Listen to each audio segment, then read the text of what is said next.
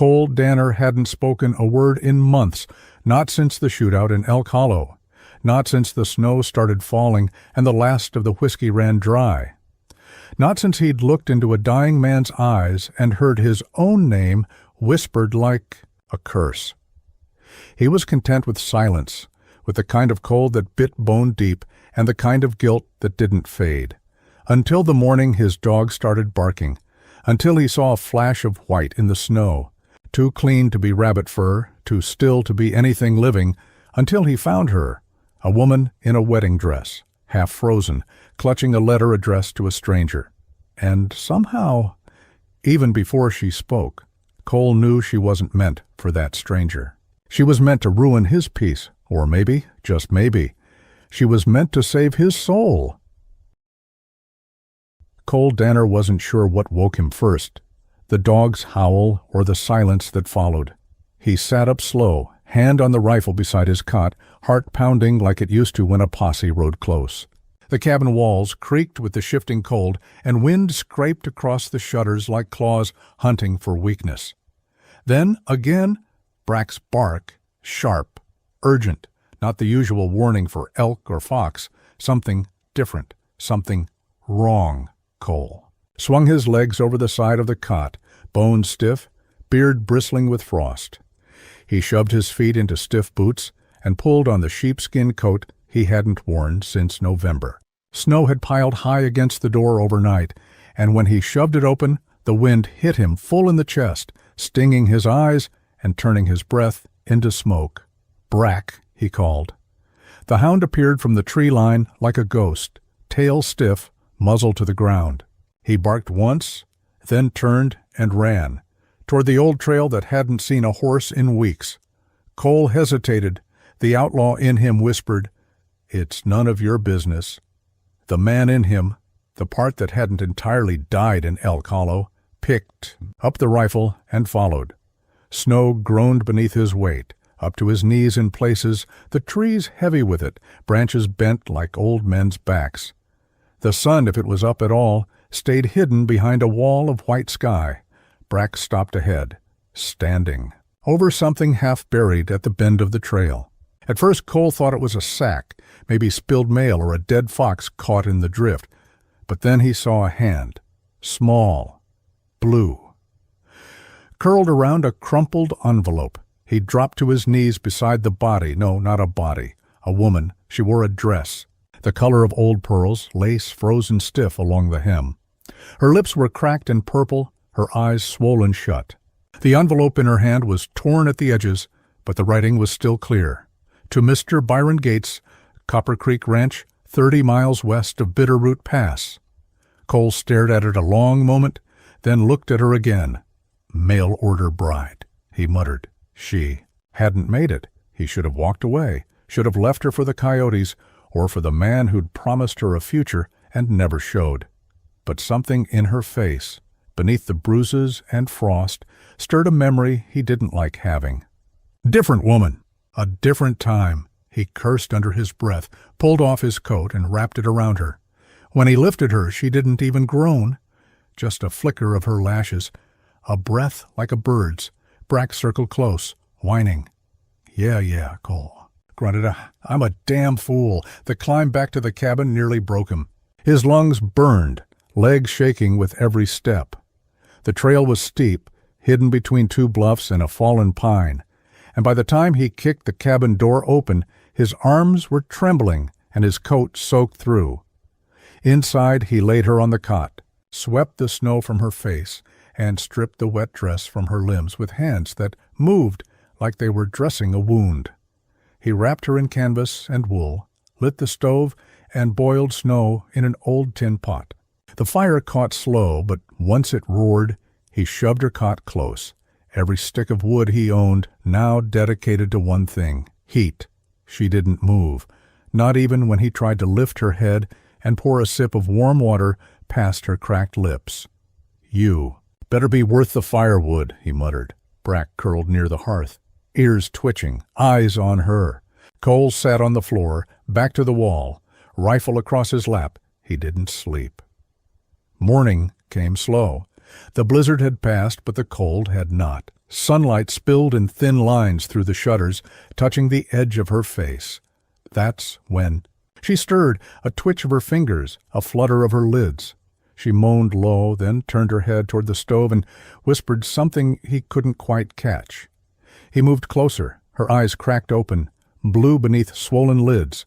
Her lips parted, breath fogging. "Where—" "You're not dead," Cole said flatly. She blinked, tried to sit, winced hard. "The trail?" "You missed your man," he said. "Trail's washed out. Snow came down fast. You'd have frozen by noon." Her eyes flicked to the rifle in his lap, then to his face. "You." "Who are you?" "Cole Danner." He said it. Without thinking, then flinched. The name still felt like gunpowder. Her eyes narrowed slightly. "That name sounds familiar." He looked away. "Probably not." She didn't press, just swallowed hard and whispered, Annie Whitlow." Silence fell between them again. Brack let out a soft whine and inched closer. Annie looked at the dog, then back to Cole. "You live out here?" He nodded. "Long time." "No family?" "No law, either." Something in her face changed. Not fear, not quite. More like understanding. She leaned back into the cot, pulling the wool tighter around her shoulders. "I was supposed to meet a man. A rancher. 30 miles west. He sent for me. Letters. A picture. Guess he changed his mind." She didn't speak for a while, just stared at the low-burning stove. Then she said, "I don't think he's the one I'm running from." Cole's jaw twitched. "Someone chasing you?" Her mouth pressed into a line. "Maybe, maybe not. But I didn't come all this way for nothing." He nodded once and stood. "You'll rest here, eat, then I'll take you to town." Her voice stopped him. "What if I don't want to go?" He turned. "Then you're a fool." She gave him a tired smile. "So are you. You should have left me in the snow."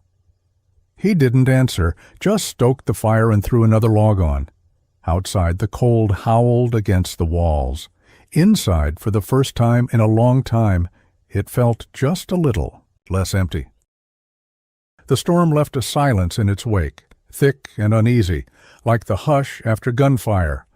Cole Danner kept to the edges of it, moving around the cabin like a man who didn't trust stillness.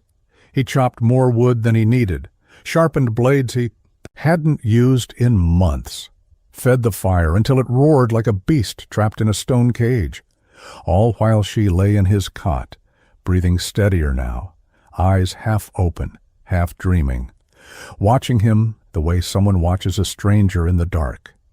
By dusk, her fever broke. He brought her broth, rabbit and root vegetables, and she drank it slow, hands trembling under the blanket. She didn't say much, neither did he. It was Brack, the hound, who did most of the talking, his tail thumping when Annie whispered his name, his nose nudging her palm like he already claimed her. "He doesn't take to many," Cole said once, surprised at how gravel-rough his voice sounded after so many days of silence. "I can tell," Annie whispered, scratching Brack's ears. "He's just a little wild, like someone else I know." He looked at her over the rim of his tin cup. "You don't know me," she gave a small, tired smile. "Not yet." He went outside after that, into the night air sharp as knives. The moon had risen clear and pale, snow reflecting its light like silver, spread across the land. He took a seat on a stump by the woodshed and lit a roll of tobacco. The smoke curled toward the stars. Not yet, she'd said. He didn't want her to. Know him, not the parts that mattered. Not the name whispered in saloons, not the faces that haunted his dreams, not the blood dried on his past like rust on a blade. Inside the cabin he heard her cough. He stood and went back in. She was propped against the wall now, wrapped in wool and canvas, her cheeks flushed from warmth or fever or both. "Didn't figure outlaws played nurse," she said. "Didn't figure mail-order brides got left behind." He shot back. Something in her eyes dimmed, but only for a second. "It wasn't like that. I wasn't supposed to be his wife, not really. It was just safe." Cole leaned against the table. "Safe don't usually come with lace and rings." She laughed, a dry, almost bitter sound. He promised a room, meals, a name, said I could teach the ranch kids letters if I didn't want the bed, said all the right things. But you never met him? No. She looked away. And I guess I never will.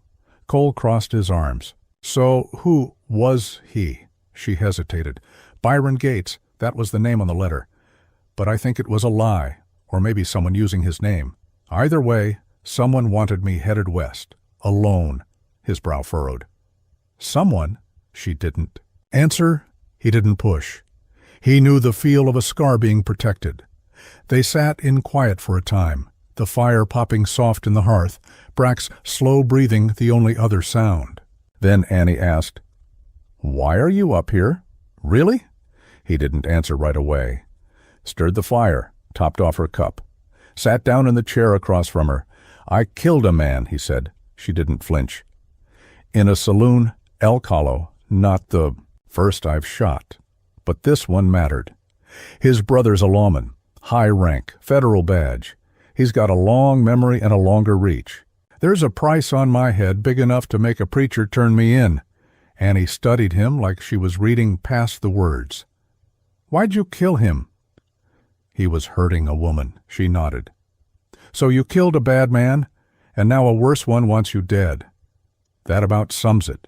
You ever think of turning yourself in?" He gave a grim chuckle. "I don't want a noose, Miss Whitlow." "And you think hiding in the woods will save you forever?" "No," he admitted. "But it buys me time. And time's the only currency I've got." She took a sip from the cup. "Time and firewood," he grunted. "Running out of both." She watched him a while longer, then said, "You know, I don't think you're nearly as cold as you act." He stood then, suddenly, uncomfortable under her gaze. "Get some rest." As he turned away, she added softly, "Thank you for saving me." He paused at the stove. "I didn't do it for you." Then, why? He didn't answer. Because he didn't know. The next morning she stood on her own. Not long, not far, but enough. He found her at the edge of the porch, one hand on the railing, the other shielding her eyes from the sunrise. The snow glistened across the valley, a sea of diamonds untouched by boot or hoof.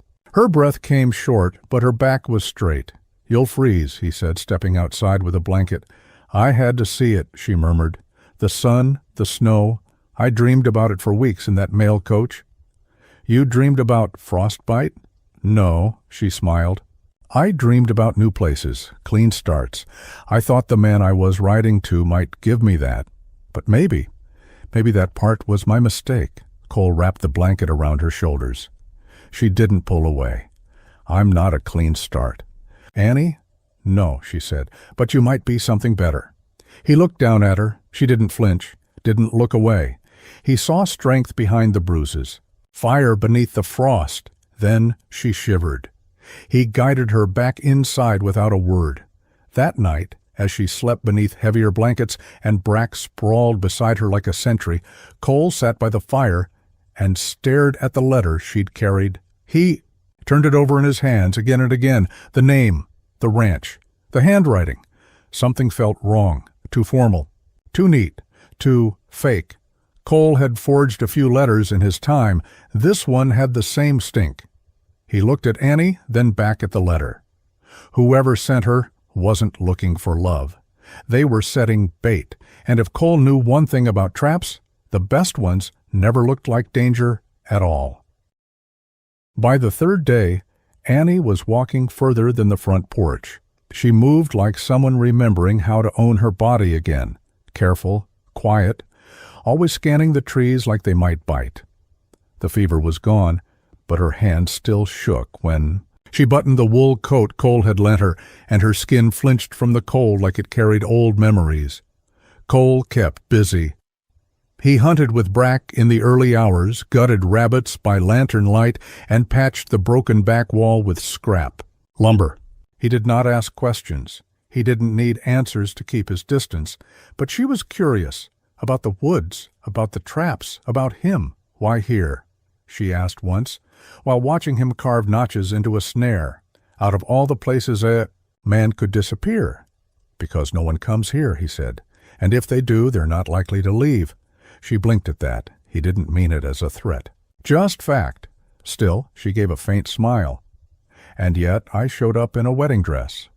He couldn't help the low grunt of a laugh. "You're more stubborn than you look. I get that a lot." That evening, Cole found her kneeling in the snow, face turned toward the pines as if listening for something.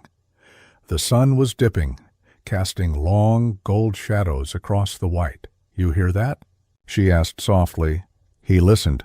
Wind, a hawk's call, snow sliding off an overloaded branch. "No." "Exactly." She stood slowly, brushing the frost off her skirt. "Too quiet." "Storm quieted the forest," he said. "Won't last." She looked up at him, eyes narrowed. "Have you ever had the feeling something's about to go wrong just before it does?" He didn't answer. Just looked out over the tree line. He'd lived most of his life with that feeling. That night they ate rabbit stew in silence. Annie stirred her bowl more than she ate. Cole watched the fire. When she finally spoke, it was quiet. "There was a man, back east. Not Byron Gates, someone else." He didn't turn toward her. Just waited. "I was promised to his cousin, that's what they said. I was 16. My father owed money. This man, Josiah Tilmer, he offered to clear the debt in exchange for a wife?" Cole's jaw tightened. "I didn't say yes," she continued, "but they told me it wasn't about what I wanted." She paused. Brack lifted his head from where he lay near the door. "I ran, hid in a church for 2 weeks. Then I saw the advertisement. Mail-order bride. Rancher seeks wife of strong character and disposition. Gentle spirits welcome. Literacy preferred. I figured maybe he'd be kind. Maybe I could start over." She shook her head. "But when I got to the station, no one was there. Just a man in a brown coat who gave me that letter and said I had to travel the rest of the way alone." "You remember his face?" "No," she said. "But I remember his voice. Low, careful, like a snake waiting to strike." Cole rose without a word and took the letter from the shelf again. Turned it over, studied it. Annie watched him. "What is it?" "This is printed on federal stock," he said. "I've seen these stamps before, used on bounty paperwork. That ranch name, it's real. But the man, Byron Gates, died last spring." Annie went pale. "He never sent for you?" Cole said. "Then who did?" He looked at her, then at the rifle by the door. "That's what I aim to find out." The next morning smoke appeared in the valley, thin, faint, but not natural. Cole spotted it just after dawn while feeding Brack near the bluff that overlooked the trail. A tight gray coil rising from the trees about 3 miles east. He stiffened, grabbed the spyglass from the porch, studied the horizon. A campfire, small, just one. No horses visible, but smoke meant men, and men meant danger. When he came back inside, Annie was mending a tear in her dress with thread she'd found in an old tin. She looked up at his face and sat straight. "Someone's here," he nodded. "East Trail. Too far for hunters. Not enough smoke for trappers." "Scouts?" she asked. "Maybe. Or worse." She stood, her legs steadier now. "Do they know about this place?" "No one's supposed to," he said. "But secrets don't stay buried long." She crossed her arms. "If it's the man I told you about, Josiah, they'll come for me." Cole looked her over, barefoot a few days ago, and now standing tall despite the tremble in her spine. He said, "If they come, they won't find you alone." Annie blinked. "Why would you risk yourself for me?" He didn't answer right away, just tightened the strap on his rifle and checked the ammo tin. Finally he said, "Because you deserve a choice. And men like that, men like I used to be, don't give women choices." He paused. "And I ain't that man anymore." By nightfall the smoke was gone, but neither of them slept. Cole sat by the fire with his boots on, gun cleaned, and ready. Brack lay tense by the door, ears twitching at every sound. Annie didn't speak much. She kept her Bible nearby, but didn't read from it.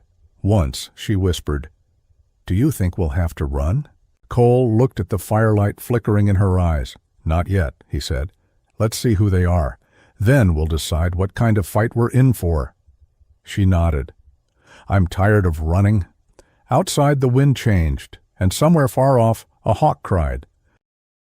Morning came with the sound of hooves. Not thunder, not a stampede, just the slow, deliberate crunch of a single rider crossing snow crust. Rhythmic, confident. The kind of sound that didn't rush because it didn't have to. Cole was all ready. Outside, he'd been sitting against the outer wall since before dawn, rifle across his knees, eyes trained on the ridgeline where the trees broke. The smoke from the day before had vanished, but it had left a knot between his shoulder blades. When he saw the figure, his gut didn't tighten. It settled. The man rode like someone used to being obeyed. Back straight, coat too clean for the mountain, saddle creaking beneath a well-fed horse. A wide-brimmed hat dipped low to shade the face, but Cole knew the type. Government, or something worse. Brack growled low beside him. The rider came within 50 yards and stopped. Sat there a beat, studying, then called out, voice calm and pleasant like a barber before the blade. Beautiful piece of country. Quiet. Cole didn't move. "Depends what you're listening for." The man dismounted. Boots met snow without a crunch. Soft leather, custom make. Not a cowboy, not a trapper. Something about the way he moved, too clean, too practiced, put a bad taste in Cole's mouth. "Name's Quentin Bryce," the stranger said, removing his gloves with the kind of care a man gives to something more expensive than useful. "Federal registry?" Cole lifted the rifle just slightly. "Ain't much need for registrars up here." "Normally, no," Bryce said with a smile. "But I've got reason to believe a woman passed through these parts. Mail order bride, wedding dress, misplaced, possibly lost. Her trail went cold about 3 miles south of here." Cole stood, slow and deliberate. "What's she to you?" "She's a witness," Bryce said smoothly. "To a murder." Cole didn't blink. "You sure she's not the one who's running?" "From a one?" Bryce's smile didn't falter. "I'm not at liberty to discuss that. Just here to bring her back safe." "Safe," Cole repeated, tasting the word. Bryce stepped forward. Not close, but closer than Cole liked. "If she's here, Mr. Danner, you'd be wise to cooperate. Harboring a fugitive, however pretty, comes with steep consequences." Cole cocked his head. "You federal?" "I'm contracted," Bryce said. "Private authorization. Paperwork and jurisdiction, the whole mess. You want to see the badge?" "No," Cole said flatly. Bryce raised an eyebrow. "That a refusal?" "That's a man who doesn't trust badges that ride in alone with a revolver under their coat." The wind shifted. Cold swept between them like a warning. Bryce adjusted his gloves, smile back in place. "Well, if you happen to see her, tell Miss Whitlow she's in danger, and that I'm the only one who can keep her alive." He turned without waiting for a response, mounted smooth as silk, and rode off the way he came.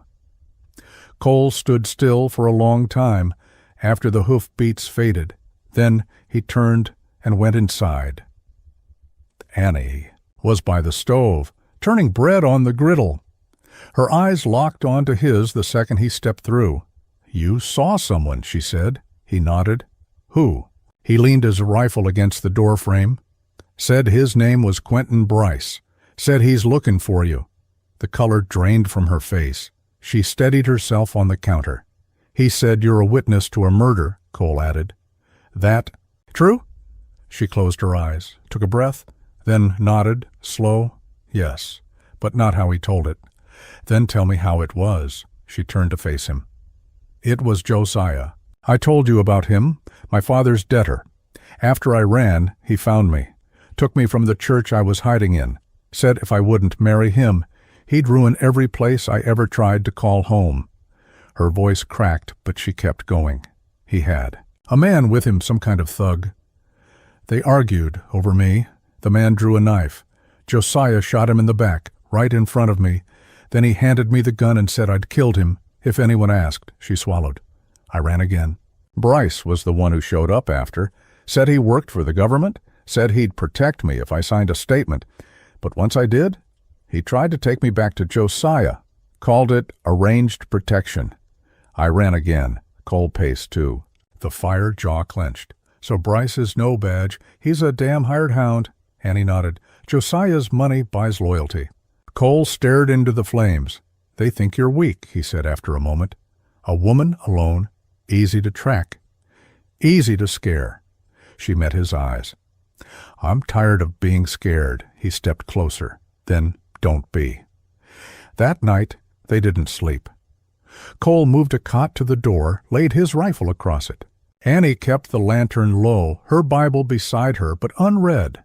Outside, the woods groaned under the weight of snow. Inside, it was quiet. Not warm, not really, but not cold either. Just as Cole was drifting, Annie's voice cut the dark. Did you ever love someone, Cole? He turned his head on the cot. Once. What happened? She believed in things I didn't, like redemption. Like tomorrow. Annie rolled onto her side. And now? Cole looked toward the shuttered window, then toward her. Now I've got a reason to believe again.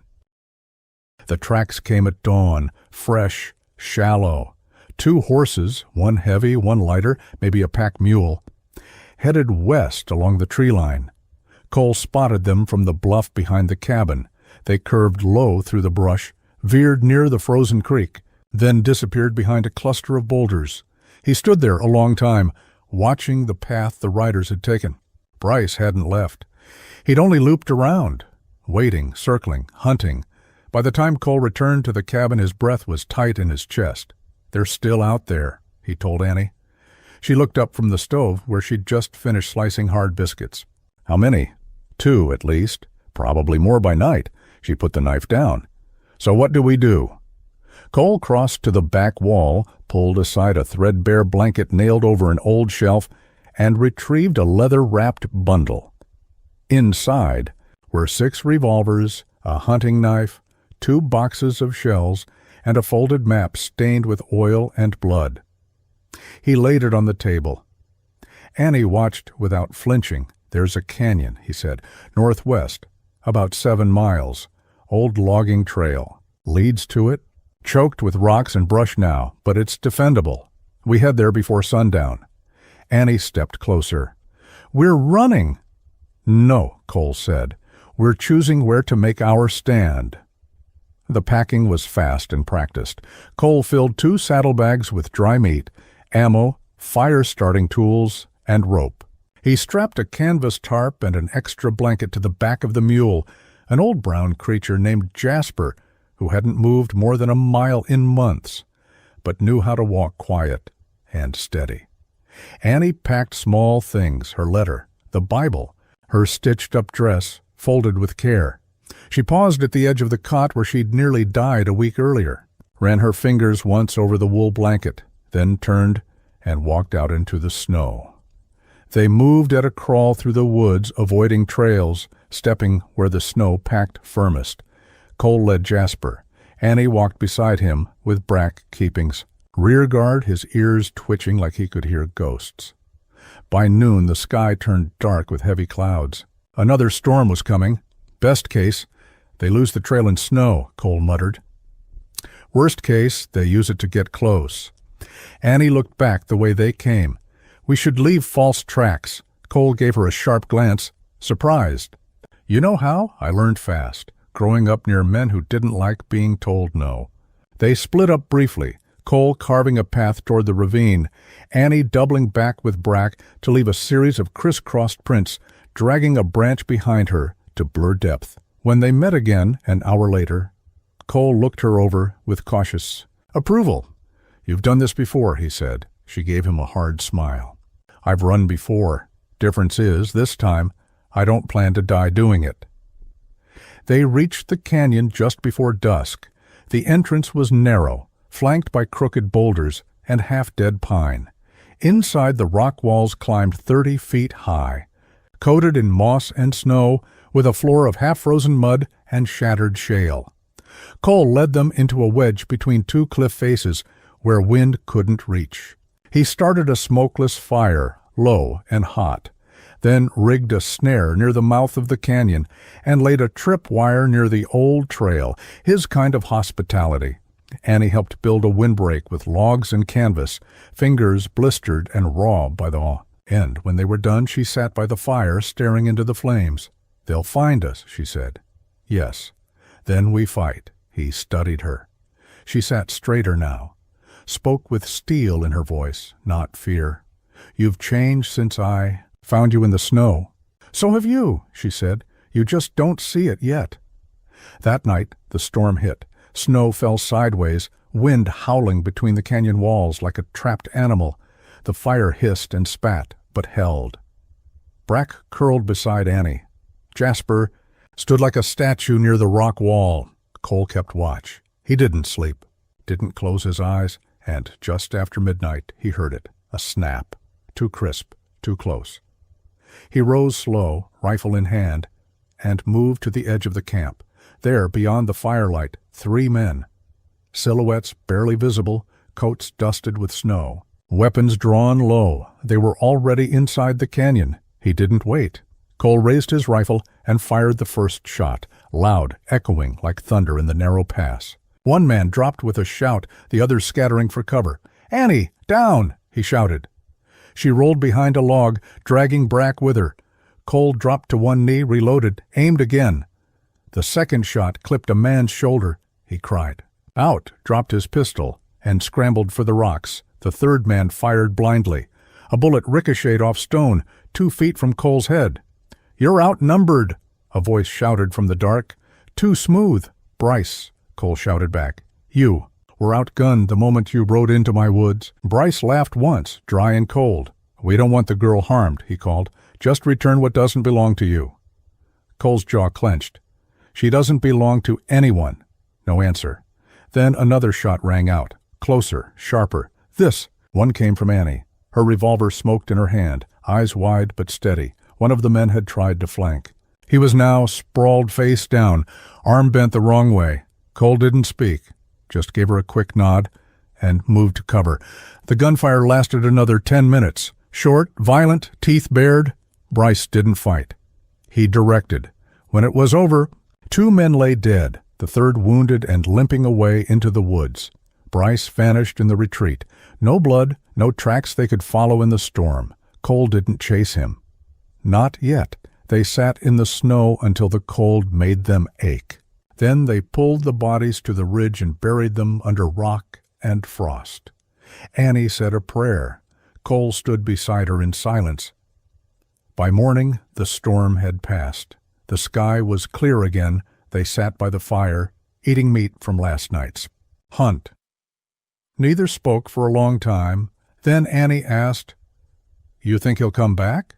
"Yes," Cole said. "With more men, or worse?" She looked him in the eyes. "Then we make a plan." He reached for her hand across the fire. For the first time since Elk Hollow, he wasn't thinking about who he'd been. He was thinking about what he could become. Cole Danner woke to the smell of blood, not fresh, old, carried on the wind like a memory. He sat upright against the canyon wall, rifle across his lap, eyes scanning the trees above the cliff line where shadows moved like ghosts. The storm had passed, but not without cost. 2 bodies buried under stone, 1 wounded outlaw crawling off into the woods, and Bryce, Quentin Bryce, vanished into the dark, slick as an oil snake. Beside the fire, Annie stirred. She slept in short stretches now, rifle never more than an arm's reach away. She hadn't spoken much since the fight. She hadn't needed to. That night had stitched something tight between them, fear, fury, faith, and something else, something quieter. He hadn't asked what it was, not yet. By mid-morning, the sky had turned to cold glass. A thin blue stretched above the canyon, cloudless but cruel. Cole mapped the terrain while Annie cleaned their gear. Every tree was noted, every rock that could hide a man marked. He found old signs in the snow, hoof prints half melted, boot impressions near the ridge, none recent, but enough to make his nerves hum like a struck wire. "We need to move again," he told her. Annie looked up from her stitching. "Where?" There's an old sawmill a few miles west of here, Cole said. Haven't been in years, no roof, but good elevation. If they're coming back, we'll see 'em first. She stood. Then we should go now. He hesitated. She caught the look and crossed her arms. You don't think I can handle it? I think you nearly died in a snowbank 5 days ago, and now I've killed a man, she said. I'm not glass, Cole. No, he said softly. You're gunpowder. The journey to the sawmill took hours. They kept off the main trail, cutting through bramble and low brush, Jasper plodding behind them with steady breath. Cole led the way, eyes always moving. Annie followed, not close enough to slow him, but never far. At one point, they passed a tree with a name carved into it. E.D. 1870. Cole stared at it long. Friend of yours? She asked. Enemy, he muttered. Died quick. She let that sit a moment, then said, You ever think about who's left after men like that go? All the time, he said. That's why I came up here. She looked at the mountains. And now? He didn't answer. The sawmill sat on a high ridge overlooking a long bend of the Bitterroot Valley. Its roof had collapsed in a storm long ago, but the walls still stood, thick timber, reinforced beams, the smell of old pine and cold ash lingering like the ghost of work long finished. Inside they found cover in the shadowed corners. A rusted saw blade still hung from a rotting crossbeam. Wind whispered through the slats like the breath of men long gone. Cole unpacked, set up camp without speaking. Annie followed suit. By dusk, a fire crackled low in the center of the mill floor, heat flickering off the walls like distant lightning. They ate cold beans and jerky, shared silence, watched the shadows. Tell me something true, Annie said suddenly. Cole glanced at her. Like what? Something you haven't said before. Something real. He shifted. The firelight caught the scar on his jaw, the lines around his eyes.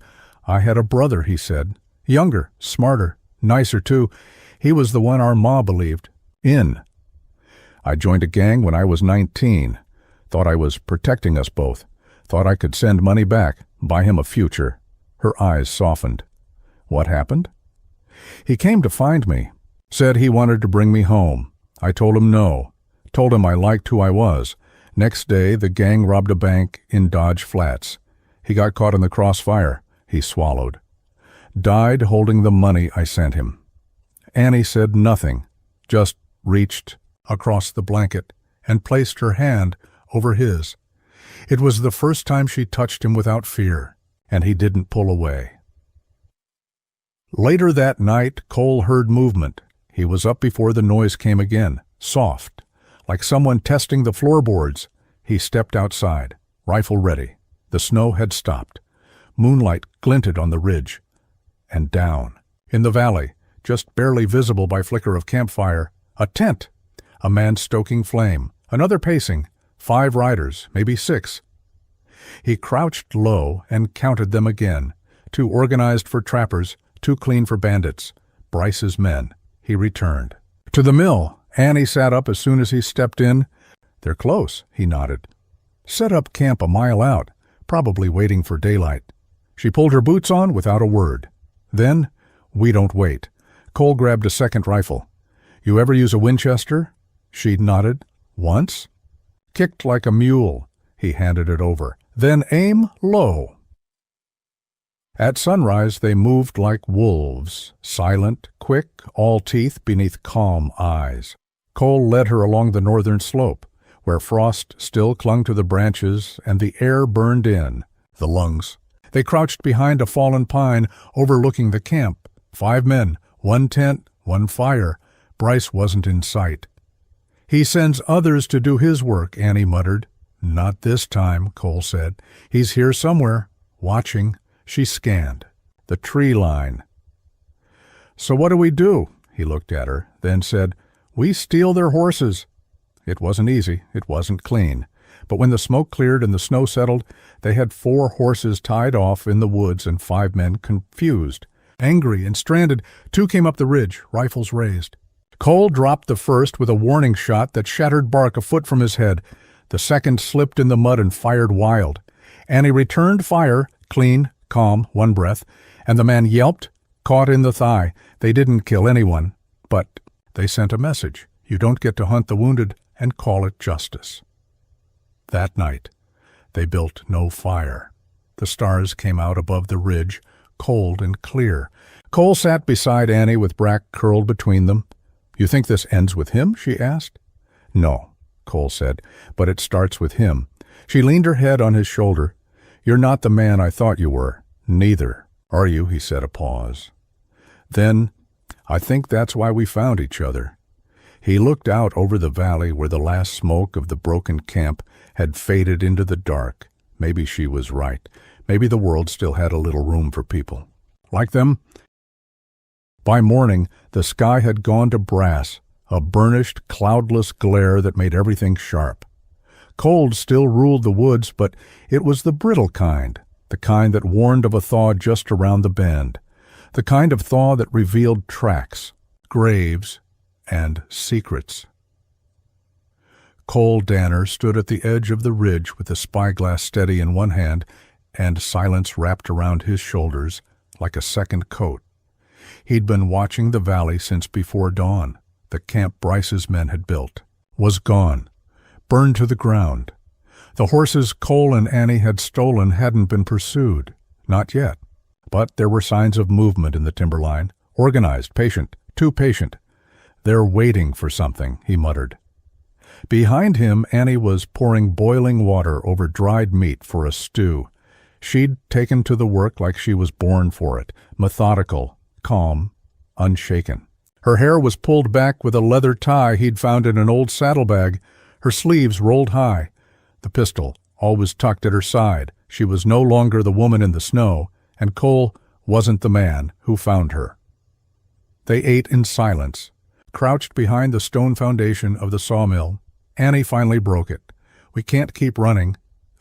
I know. I'm not afraid of dying, she said. Cole looked up.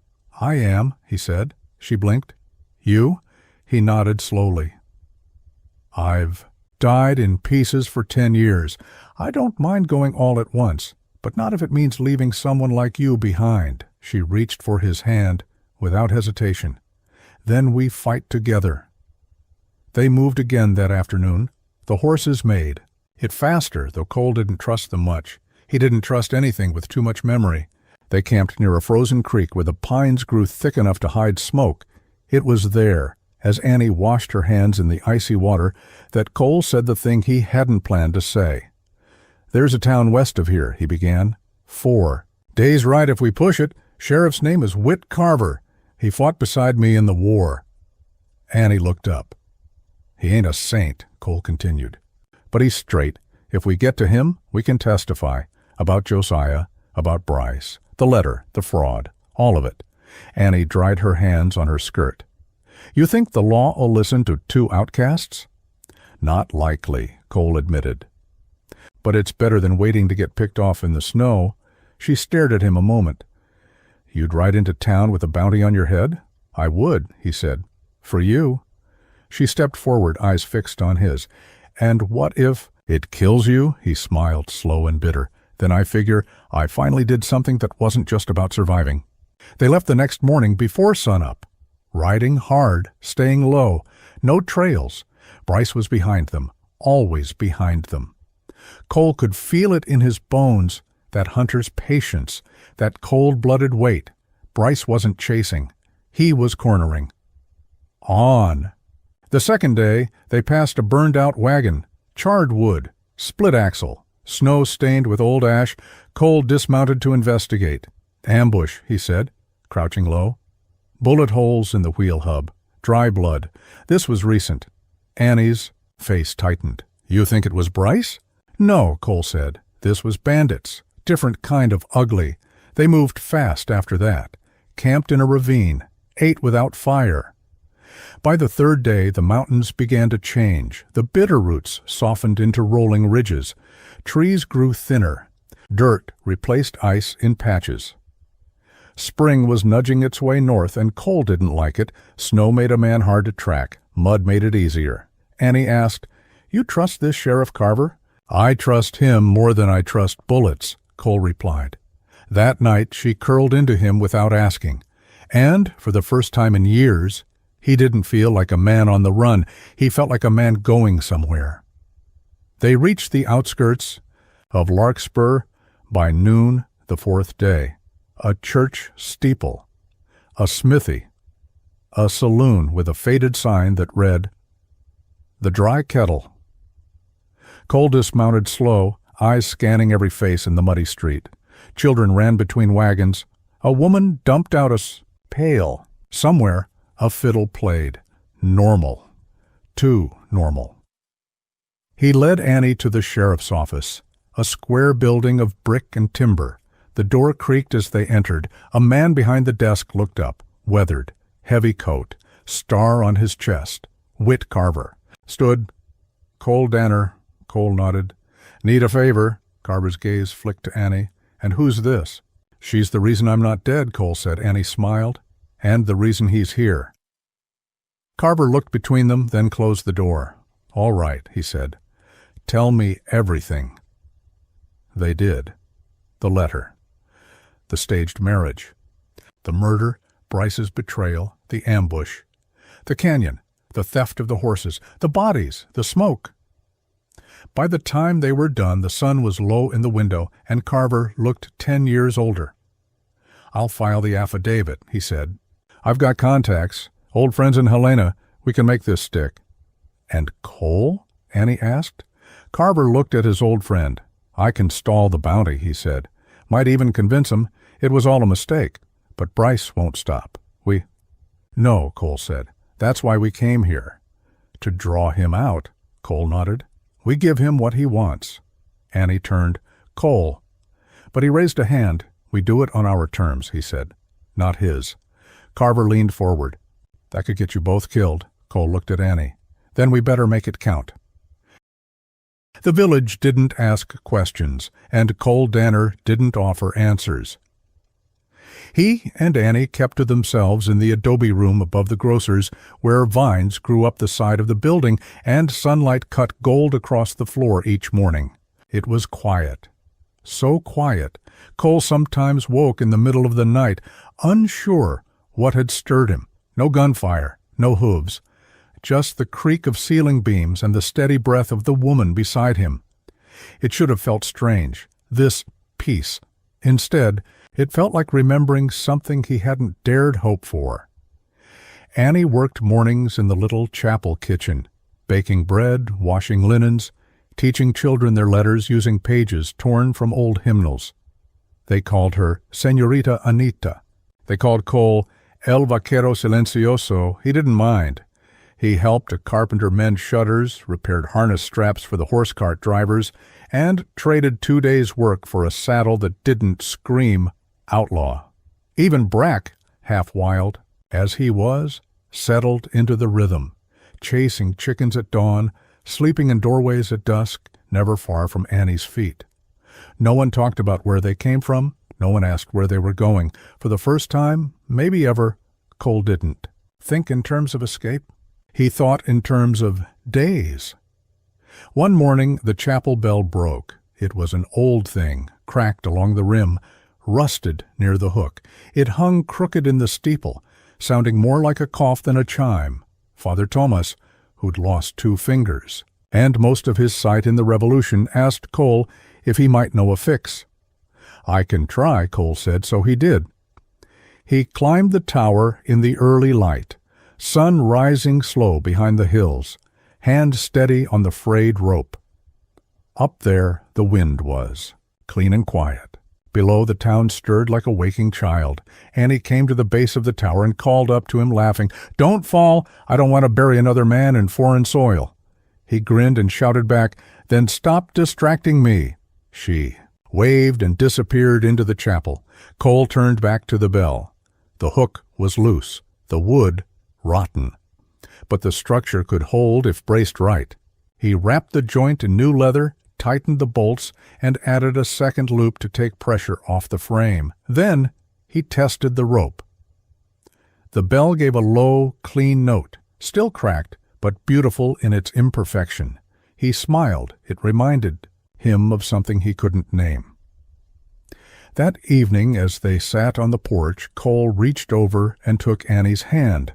No words, just that, and she didn't let go. The next day, 2 men rode into the village. They weren't dressed like bounty. Hunters, no badges, no posters. But Cole's spine stiffened the moment he saw them because they looked too calm, too clean. One was young, maybe 20, brown vest, narrow eyes, hands too still. The other was older, graying beard, saddle-worn, a limp in his left leg. They spoke. With the grocer first, bought salt, then asked if any new folk had passed through, any Americans. A couple, maybe with a dog. The grocer shrugged, lied. Cole watched from a rooftop where he'd been helping the carpenter replace tiles. He squinted into the sun, taking them in. Gate, gear, weapons, scouts. Not law, but not far from it. He dropped down into the alley and found Annie in the chapel, teaching 2 girls how to write their names in cursive. He waited until she dismissed them, then said, "We've been found." She went still. "Are they sure it's us?" "No," he said. "But they're close." Her eyes didn't blink. "Then what do we do?" He looked toward the hills beyond the far ridge. South. There's a mining town near the Gulf. Dirty, loud, crawling, with people who don't care about names. Annie folded the slate board. "When?" "Tonight." They left just after sunset. No goodbyes, no warnings, just packed bags, a quiet slip through the alleys. Brack trailing close, ears twitching. The streets were dark, the chapel silent until the bell rang, one clear note. 2. 3. Cole froze. It wasn't Father Tomas. It wasn't wind. He turned just as the young scout stepped from the shadows near the stables. "Evening," the man said. Cole didn't draw. "Not yet." "Don't want trouble," Cole said. "Too late," the man replied. Behind him, Annie moved slow, sliding a hand into her coat. The man's eyes flicked there. "Don't," Cole warned, but it was too late. The young scout moved fast. Cole moved faster. 2 shots cracked in the night. One missed, one didn't. The scout staggered. Dropped to a knee. Brack growled, lunging, but the second man, older, slower, appeared then. Rifle up. Aimed at Annie. Cole turned, pulled the trigger. Nothing. Empty. Click. Time slowed. The older scout grinned. Then he fell, shot clean through the chest. Behind him stood Father Tomas, rifle in hand, hands shaking, eyes calm. He said in rough English, "No one hurts mi gente." They buried the bodies behind the chapel wall. The villagers said nothing. No one questioned what had happened. In the morning, the chapel bell rang for Mass, and Cole stood beside Annie in the front row, hat in hand. That night she said it, not with candles, not with flowers, just beside the bed while folding their blankets and brushing the hair from her eyes. "I love you, Cole." He didn't speak for a long time. Then he stepped to her, placed his hand on her cheek, and said, "You're the only thing that makes me want to live honest." The road south turned from dust to rock, then from rock to red clay that clung to their boots and the hooves of the mule. Cole Danner rode quiet, eyes ahead, shoulders heavy with the weight of peace he'd tried to hold in his hands but couldn't keep. Beside him, Annie never once complained. They'd left the village 2 days earlier. The last thing Cole heard was the sound of the chapel bell ringing behind them, one long note that seemed to say goodbye, and Godspeed all at once. Father Tomas had given them directions. "Follow the river," he said, pointing to the wrinkled edge of a hand-drawn map. "It'll narrow. Between 2 canyons, that's where the smugglers go." "Smugglers?" Annie asked. Tomas just smiled. "People who know how to disappear." The land changed again. Mesquite and chaparral replaced pine. The air grew warmer, thicker. They passed dried bones in the dirt. Cattle, maybe. A broken wagon wheel leaned against a stone marked with names long weathered away, and always the river beside them. Wide and brown, snaking south like it had a mission and didn't care what bled beside it. Cole didn't sleep well those nights. Too many stars. Too much memory. He kept seeing the scout's face. The moment the bullet hit, the weight of it all pressing on his ribs like a slow collapse. "You're not responsible for them," Annie said the third night, when she found him standing by the fire, staring into the flames. "I am," he replied, "because I know what it's like to be the man who follows orders, and the one who gives them." She walked to him, put her hand on his chest. "And now?" "Now," he said, "I'm trying to be the man who walks away." The canyon came. On the fourth morning, tall red walls, silent, watching. The river narrowed to a throat, slow and deep. Echoes bounced off the stone. Birds wheeled high above. They followed a thin trail down the gorge, the kind no one would call a road, just hoof-worn dirt skirting the cliff edge. At the bottom, they found the smugglers, or rather, the smugglers. Found them, 3 men, 1 woman, faces sun-worn and half-covered in scarves, rifles slung casual but ready. The oldest of them, dark eyes, salt-white beard, spoke first. "Americanos?" Cole nodded. The man looked Annie over, then back to Cole. "You running or hiding?" "Both," Cole said. The man smiled. "Then you pay double." They camped together that night, trading coffee for tortillas, silence for stories. The woman, Maria, told of crossing 7 borders without a name. One of the men, Tico, said he once stole a lawman's horse and left him tied to a cactus with a bottle of water and a note that read, "You needed the ride more than I did." Annie listened and laughed, real laughter, deep and unguarded. Cole watched her across the firelight and wondered when the last time he'd seen her laugh like that was. Maybe never, he realized. Later, Maria pulled Annie aside. Cole watched them whisper near the river. When Annie returned, she had a small pouch in her hand. She opened it to show him a thin chain with a silver medallion, etched with a symbol Cole didn't know. "She said it's protection," Annie said. "You believe in that?" "I believe in the things people give you when they mean it." She looked up. "You ever believe in anything?" Cole stared at the river. "A long time ago, I believed I was a bad man because the world told me so. Then I believed I'd stay. One, because I didn't know any other way." "And now?" He took the pouch and closed her fingers over it. "Now I believe in you." They crossed the canyon at dawn. The smugglers vanished with the mist, and Cole and Annie followed the river until it opened again, spilling into a long plain where the wind never stopped and nothing cast a shadow for long.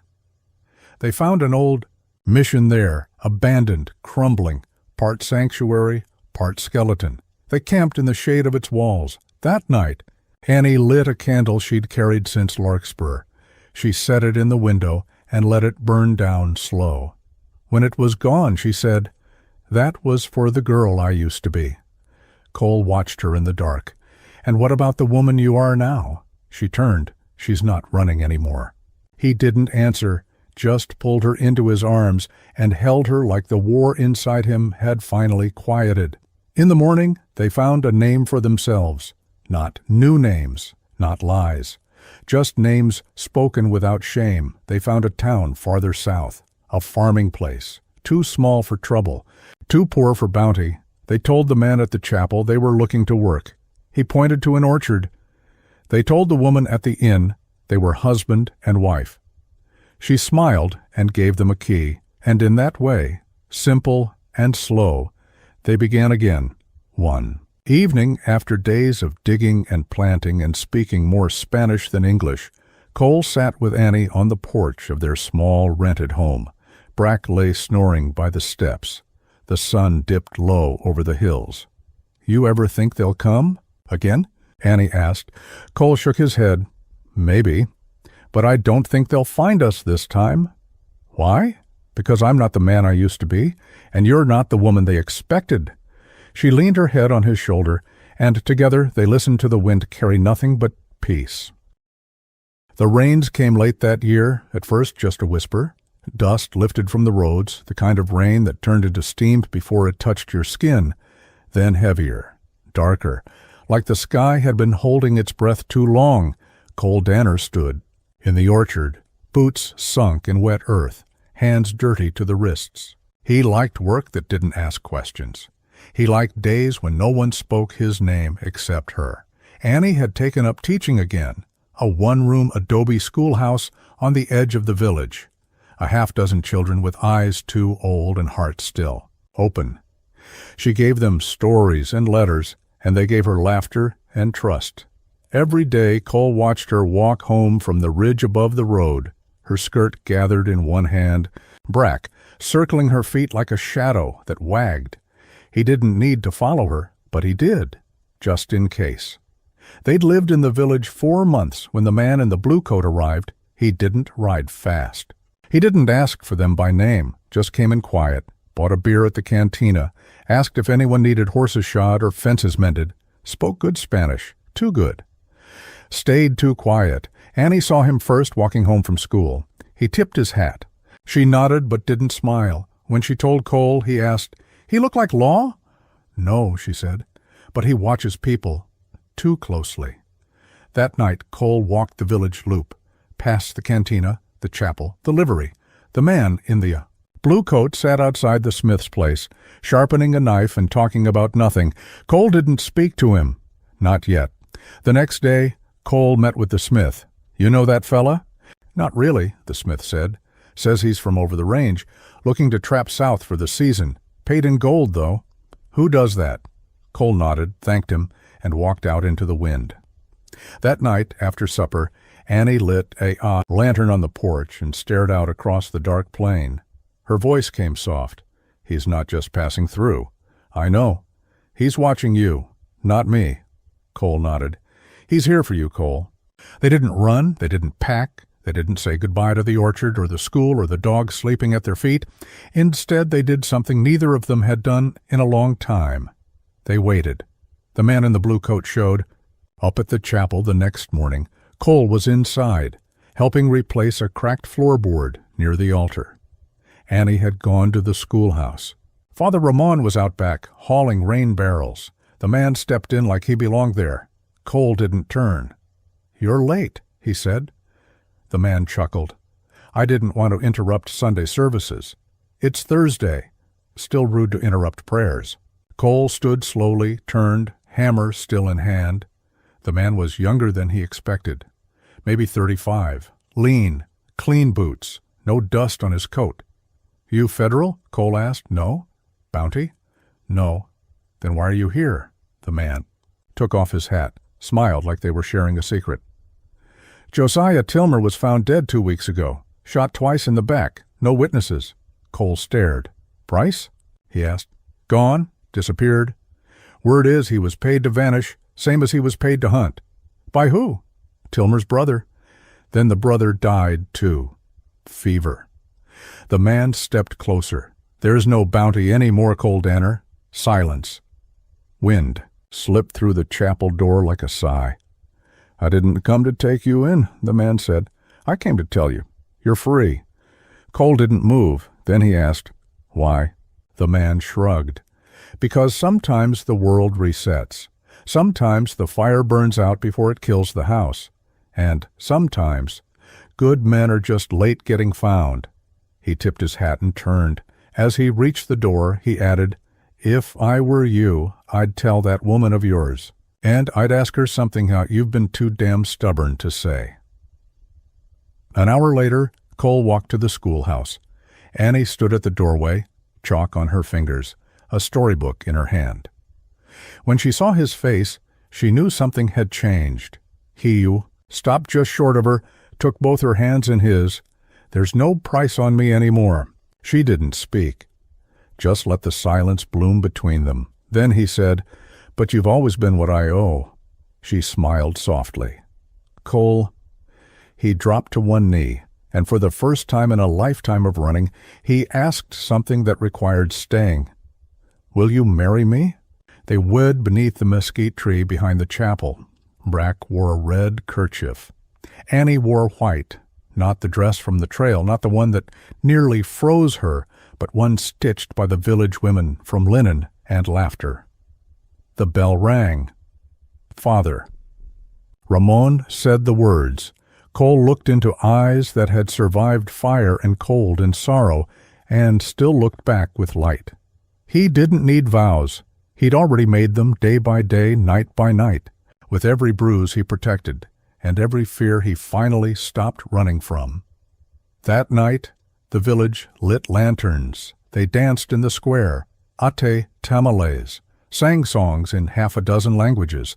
Cole and Annie didn't go far, just back to the house on the hill, to the porch where their lives had shifted, and in the dark, beneath a sky full of stars no lawman had ever mapped, they held each other like people who'd fought to earn a quiet kind of forever.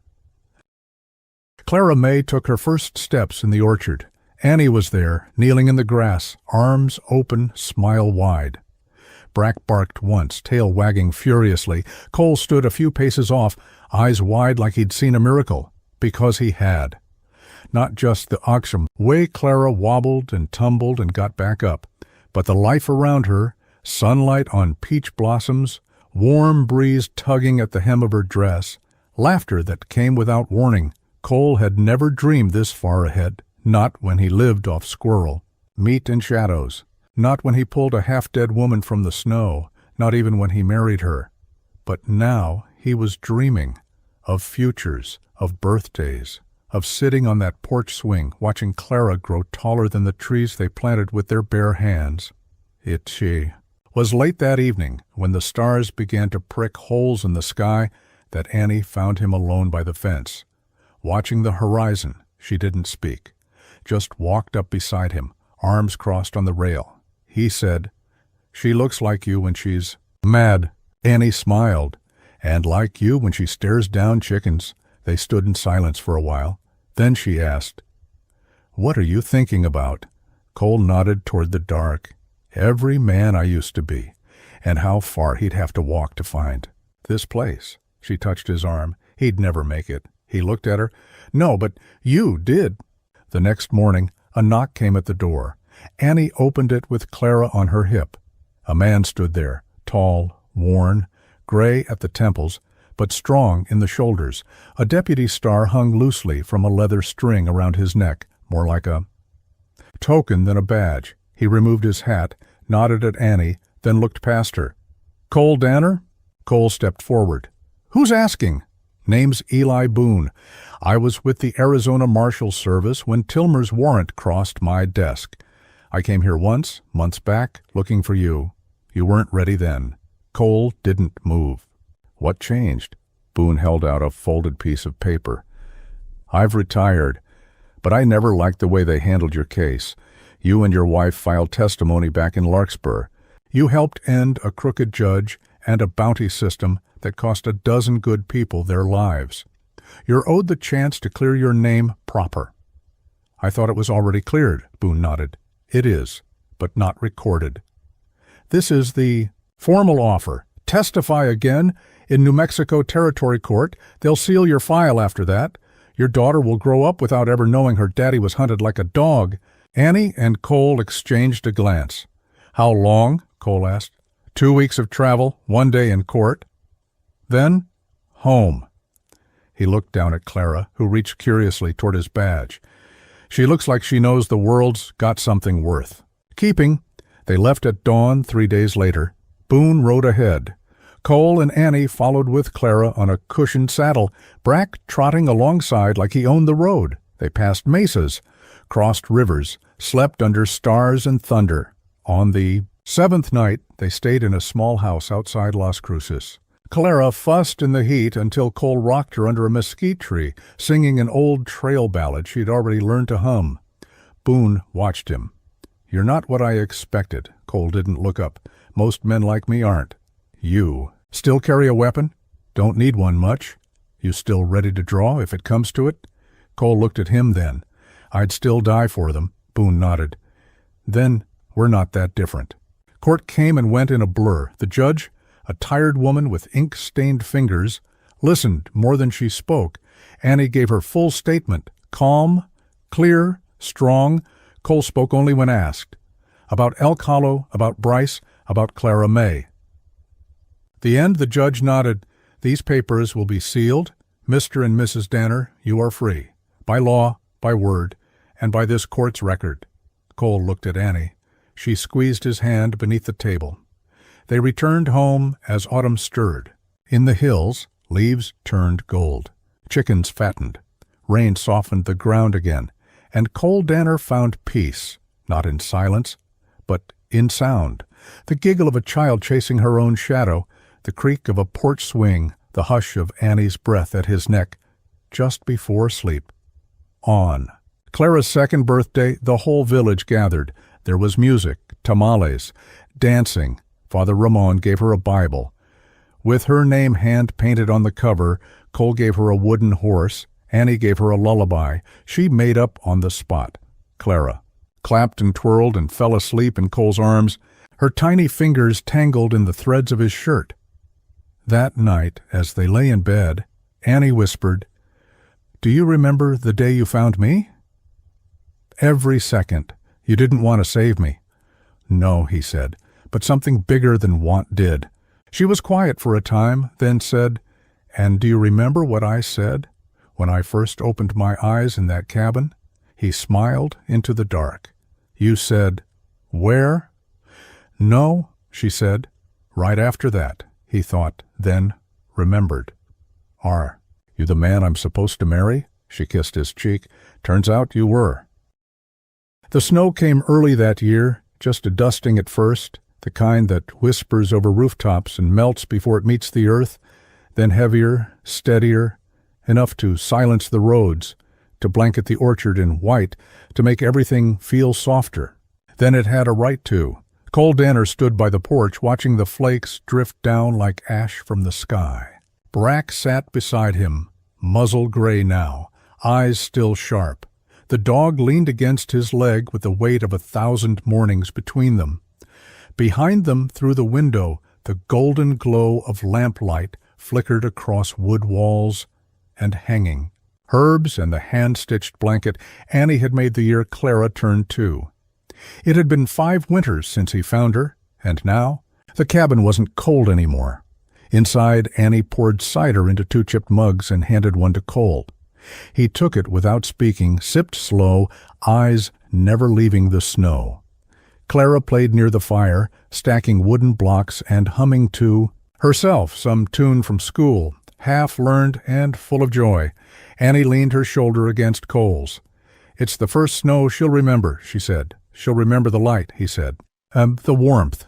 "She'll remember that we laughed," Annie added, "even when we had reasons not to." That night, after Clara had fallen asleep, curled in the quilt made from Annie's old riding coat, Cole and Annie stepped outside. No coats, just breath like smoke and hands clasped tight. The orchard stood in silence, branches white, sky low and dark. "I used to fear this season," Cole said. Cold meant hunger. Storms meant death. Annie looked up at him. "And now?" He squeezed her hand. "Now it means we made it." Later, they sat by the fire, sharing a single blanket, feet bare, hearts open. Cole watched the flames flicker across Annie's face, turning her eyes amber. "You ever wonder," he said, "what would have happened if Brack hadn't found you?" She didn't hesitate. "I would have died, but not from the cold, from believing I didn't matter anymore." Cole looked away. She reached out and turned his face back to hers. "But you found me, and you proved I did." They didn't say much more that night, just sat there, with the fire warm and the wind gentle, and the weight of their story resting easy on their shoulders. The war was over, not just the one with guns and wanted posters, but the one inside. Them. In spring, Clara planted her first seed, a bean, carefully tucked into a mound of earth beside the fence. She came back every morning to water it, talked to it. Cole watched her through the kitchen window and smiled. "You think it'll grow?" he asked. Annie kissed his cheek. "Of course. She's her mother's child." He looked out again. "And her father's," he whispered.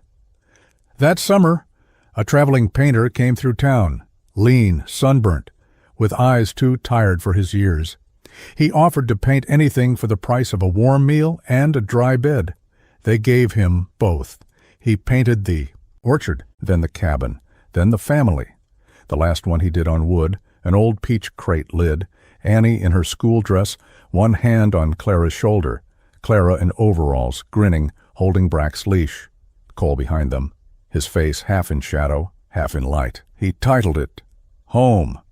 Years passed, Brack slowed. Years passed, Brack.